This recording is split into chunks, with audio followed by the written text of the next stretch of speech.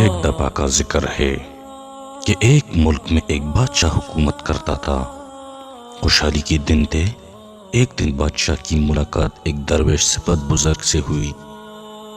بزرگ بہت نیک اور پرہیزگار تھے۔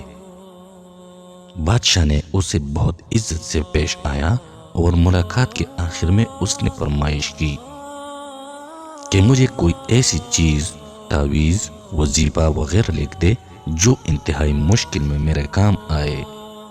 بزرگ خاموش رہے، لیکن بادشاہ کا اصرار بڑھا تو انہوں نے ایک کاغذ کے ٹکڑے پر کچھ لکھ کر دیا اور کہا کہ اس کاغذ کو اسی وقت کھولنا جب تم سمجھو کہ بس اب اس کے آگے تم کچھ نہیں کر سکتے، یعنی انتہائی مشکل میں۔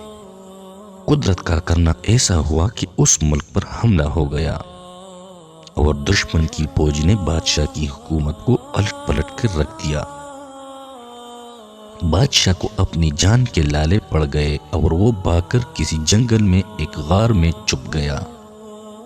دشمن کے فوجی اسی کے پیچھے تھے اور وہ تھک کر اپنی موت کا انتظار کر رہا تھا کہ اچانک اس کے ذہن میں درویش بابا کا دیا ہوا کاغذ یاد آیا۔ اس نے اپنی جیبیں ٹٹولے۔ خوش قسمتی سے وہ اس کے پاس تھا۔ سپاہیوں کے جوتوں کی آہٹ اسے قریب آتی سنائی دے رہی تھی۔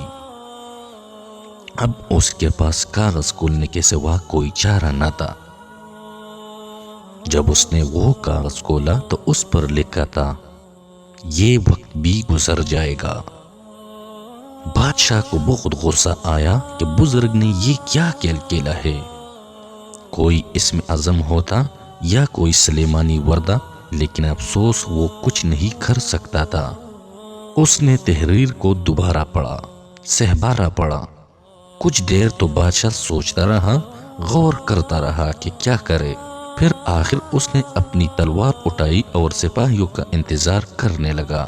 سپاہی آئے، اس نے مقابلہ کیا اور وہ بچ نکلا۔ اس کے بعد ایک لمبی داستان ہے کہ وہ کسی طرح کسی دوسرے ملک میں گیا۔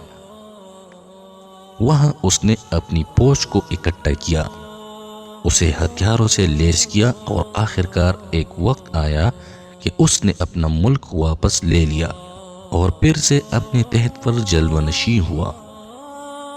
اس کی بہادری کی قصے دور دور تک مشہور ہو گئے اور رعایا میں اس کا خوب تذکرہ ہوا۔ اس کے دربار میں اور دربار سے باہر بھی لوگ صرف اپنے بہادر بادشاہ کو دیکھنے کے لیے آنے لگے۔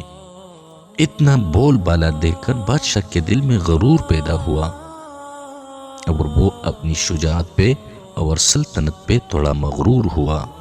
اور سلطنت پہ تھوڑا مغرور ہوا ہی تھا کہ اچانک اس کے دل میں بزرگ کا لکھا ہوا فقرہ یاد آیا کہ یہ وقت بھی گزر جائے گا۔